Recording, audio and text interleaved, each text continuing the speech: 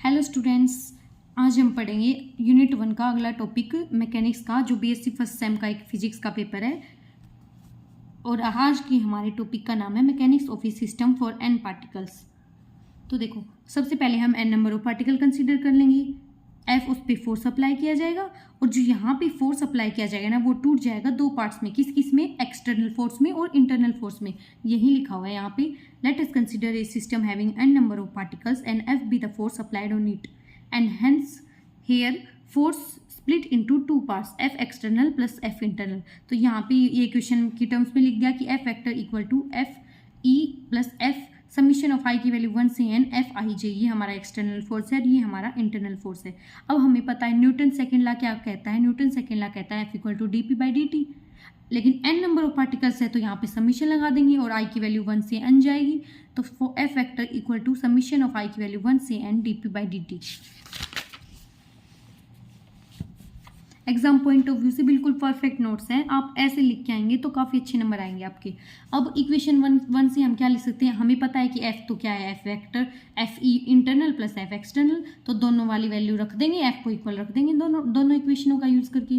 तो क्या आ जाएगी? समीशन आई की वैल्यू 1 से N D P I upon D T equal to F E plus summation of I की वैल्यू 1 से एन एफ आई जे। और यहाँ पे जो आई जे है ना, वो आई नॉट इक्वल टू जे होगा, ये याद रखना, ठीक है।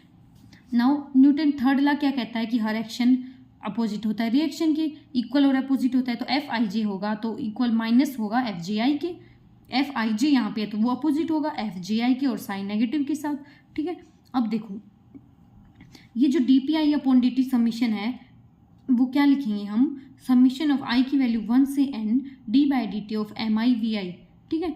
ये वाला टर्म पहले खोल के दिखा रही हूँ, ठीक है। तो P की वैल्यू होती है एम वी, तो आई की टर्म में एम आई वी आई, तो P की जगह एम वी रख देंगे और आई साथ लगा देंगे एम आई वी आई, ठीक है, ith पार्टिकल्स के लिए।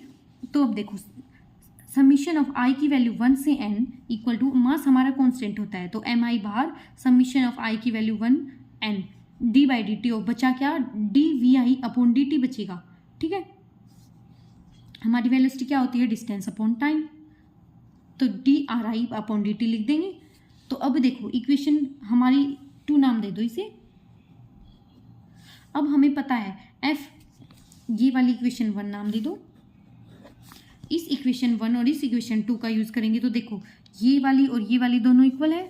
हमने यही तो लेके चले थे, इसी की वैल्यू निकाली है। तो ये वैल्यू और ये वैल्यू इक्वल रख देंगे, तो दोनों की इक्वल रख दिया। तो क्या आया? F E vector plus summation of I की वैल्यू 1 से N F I J equal to M I summation of I की वैल्यू 1 से N D square R upon D T square. ये दोनों आपस में मल्टीप्लाई हुए, क्योंकि वी आई की वैल्यू बताई थी ना मैंने। वेलोसिटी क्या होती है? Distance upon time, change in distance upon change in time. तो चेंज के लिए डिफरेंशिएशन लगाया हुआ है, D R I upon D T, ठीक है।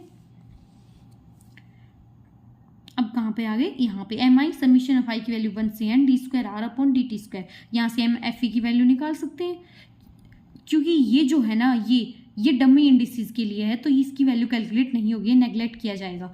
तो dummy, since there is dummy indices, तो ये वैल्यू नेगलेक्ट कर दी जाएगी और अकेला एफ ई बच जाएगा। तो एफ ई यहाँ पे आप सिंपली इतना ही लिख देना, since there is dummy indices, तो सीधा लिख देना एफ ई इक्वल टू ये वाली term, F E equal to M I summation of I की वैल्यू 1 से N D square R upon D T square, ठीक है।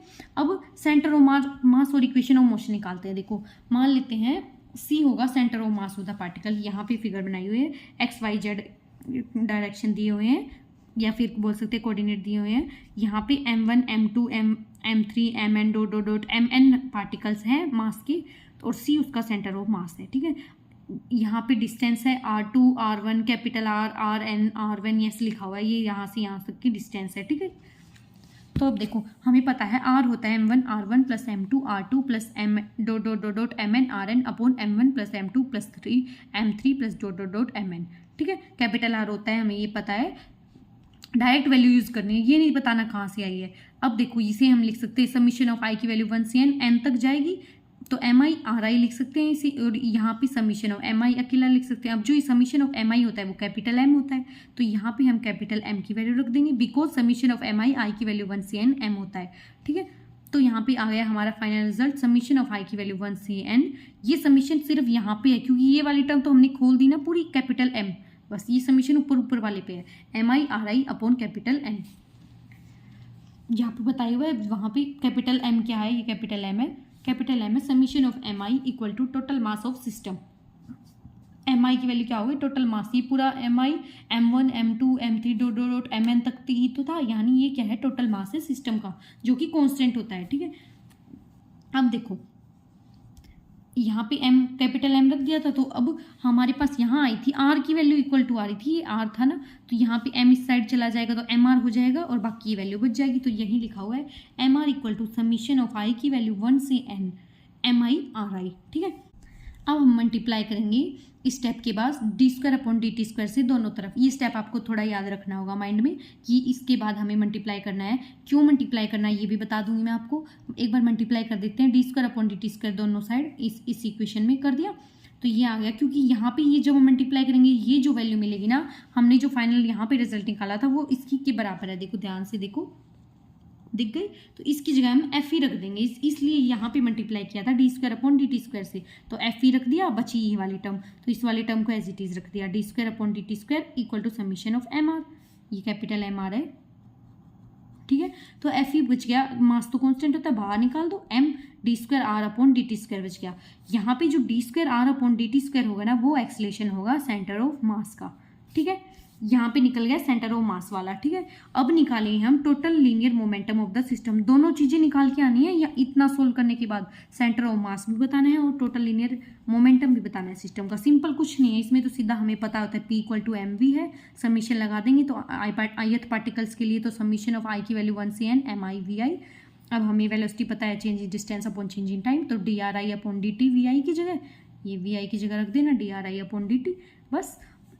फिर क्या है देखो, अब समीशन ऑफ आई की वैल्यू 1 से n है और D by D T of M I R I है, तो अब क्या करेंगे हम, D by D T of M I R I summation के साथ है तो इसे हम कैपिटल एम कैपिटल आर लिख सकते हैं, तो कैपिटल एम कैपिटल आर हो गया। तो अब कैपिटल एम बाहर, क्योंकि एम कॉन्स्टेंट होता है, तो D R by D T बच गया, P equal to capital M D R by D T.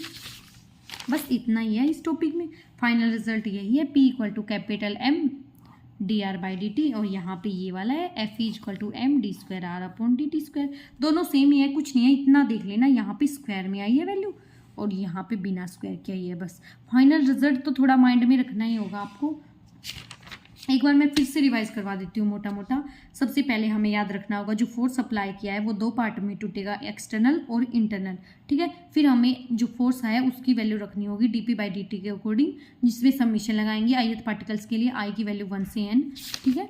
इतना करने के बाद हमें याद रखना होगा कि जो P की जगह है वो एम वी रखेंगे और V की जगह D R I upon D T रखेंगे, और फिर दोनों को इक्वेट करेंगे तो F इंटरनल और ये जो F एक्सटर्नल वाली वैल्यू आएगी, यहाँ पे डमी इंडिसेस के लिए नेगलेक्ट कर दिया जाएगा तो या फिर जीरो मान लिया जाएगा, तो एफ ई की वैल्यू रख देंगे M I summation of I की वैल्यू 1 से N D square R upon D T square.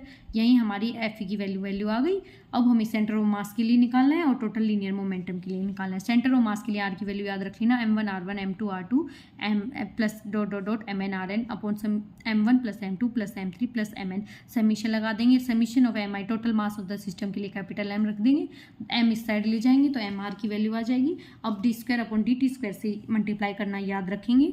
Multiply करने के बाद क्योंकि ये जो वैल्यू आएगी एफ ई वाली आएगी, इसलिए मल्टीप्लाई करना है, तो एफ ई की वैल्यू आ गई हमारे पास M D square R upon D T square. ये जो D square R upon D T S square होगा ये हमारा एक्सलेशन होगा। और लीनियर मोमेंटम में P equal to M V होता है, आई पार्टिकल्स के लिए एम आई वी आई कर देंगे, वी आई की जगह D R I upon D T कर देंगे, जिससे हमारा D by D T capital M R बच जाएगा।